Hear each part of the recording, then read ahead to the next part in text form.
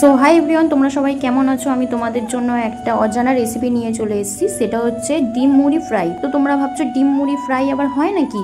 তো চলো দেখে নাও। সো প্রথমে আমি কেটে রেখেছিলাম পেঁয়াজ, টমেটো, কাঁচা লঙ্কা।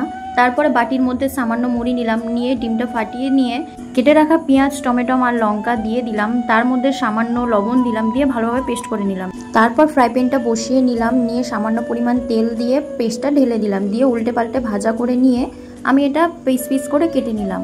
নিয়ে একটু বিট লবণ, একটু চাট মশলা, একটু সস দিয়ে দিলাম। দিয়ে এই যে তৈরি হয়ে গেল এগ মুড়ি ফ্রাই।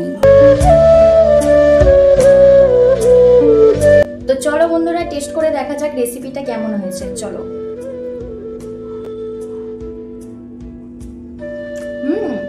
দারুণ, সত্যি এত সুন্দর হবে আমিও ফার্স্ট টাইম ট্রাই করলাম। এত সুন্দর ভাবতে পারিনি। তো তোমরাও বাড়িতে ট্রাই করে দেখতে পারো, এটা খুব হেলদি খাবার।